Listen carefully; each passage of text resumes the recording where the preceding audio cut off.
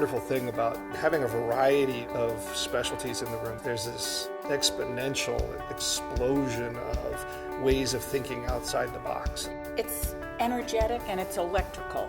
Going from taking care of patients one-on-one, teaching doctors one-on-many, teaching the world one-on-millions.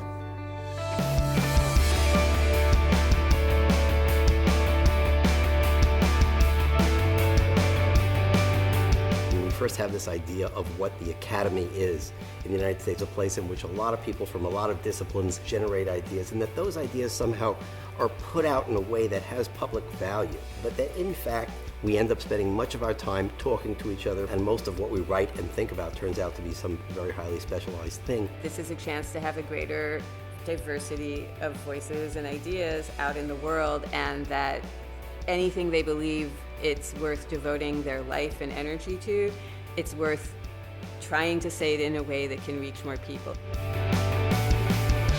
At least 10 million people in the United States are suffering from complicated grief right this minute. I have, at this point in my life, received and spent $7 million in federal funds testing a treatment for this condition. I really have ethical or moral obligation to tell people about this. Our treatment of adult obesity is not very successful. You have a population of children, 34% of whom are overweight or obese, and that's where we should be investing more funds. I like to think that the op-ed had an impact because there were over 1,600 comments on it. So I wrote an op-ed called "Why Do Men Dislike Erotica So Much?" In response to a pretty vicious piece that had been written that was attacking the whole 50 Shades of Grey phenomenon. One of the things that's been interesting is how many of the sort of responses to this book echo many of the attacks that were made on the woman that I'm writing about 100 years ago. The piece that I wrote that made so much of an impact exposed the fact that about 90% of children in the country are treated by emergency medicine physicians who have no knowledge of pediatrics. What I was shocked about was how big a deal it was, and I had never experienced anything going viral the way it went.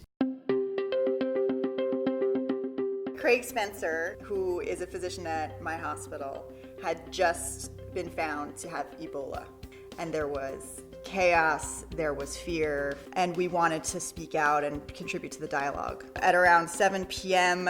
On Sunday, I proposed to the group, I think I can get this in front of the Times, and the terrifying answer was, do it. It felt very natural for me to jump in and start helping out with editing, and I like the feeling of collaborating with someone to, in this case, many people, to just help make the voice stronger and clearer. I heard very quickly how much of an interest our piece was generating amongst this echelon of power. Could have even had a pretty important impact on what happened subsequently, which was effectively a repeal of the hastily implemented quarantine. It occurred to me that this would be a perfect kind of conversation to have with a Reddit audience.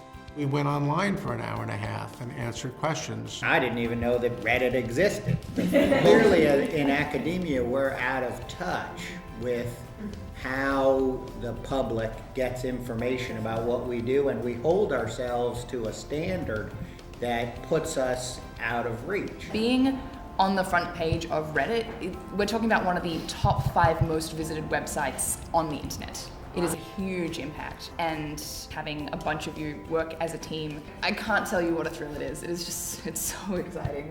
So we were all working on, kind of different angles, and some of us answering the same question in different ways. And the people online who were posing the questions then also got into some fairly heated exchanges. We had over 2,500 sort of questions while we were there, and over 100,000 people opened it up.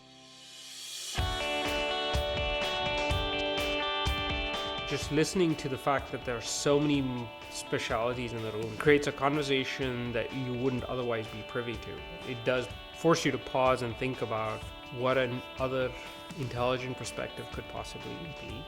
And if it's different from yours, then it may potentially change the way you see things, and it has.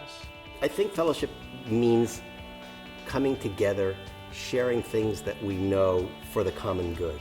I think that's been really revolutionary within the university setting.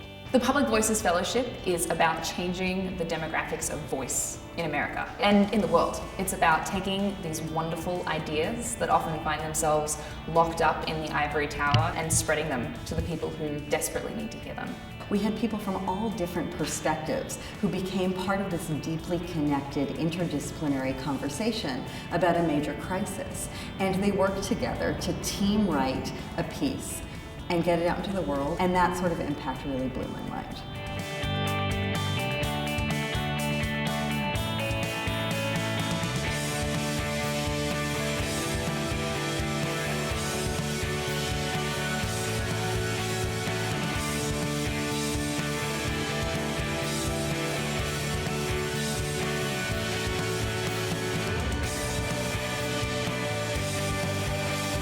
One of the things about the Public Voices Fellowship is we're working with some of the most brilliant minds in the nation. And so one of the endeavors of what we're all doing together is to invest in that brain power, much of which is absent from the public conversation.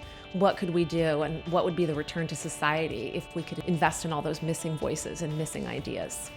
Anybody who is an expert, who is sitting at home and wringing their hands over the low tone of intellectual debate in this country, it's because you're not part of it. And Public Voices was a great way to push myself to be part of the change I want to see in the world. It's had the most amazing impact on me. I always hoped that I could write. There was always some reason that I wasn't doing it, and then because of the fellowship, I just was doing it. And so it's really increased my sense of agency so much, and my feeling of pride in my own work. I've always thought a lot about legacy, and I want to be remembered for my acts and my deeds. And the more I can extend those acts and those deeds to the widest group of people through healing the sick, through teaching the young, and through influencing and educating the public, that at the end of the day will be how I will be judged. It is a remarkably effective way of helping people, all different kinds of people, but people like me, who I have spent my entire life focused on learning something, and now I really need to find a way to tell the world about it.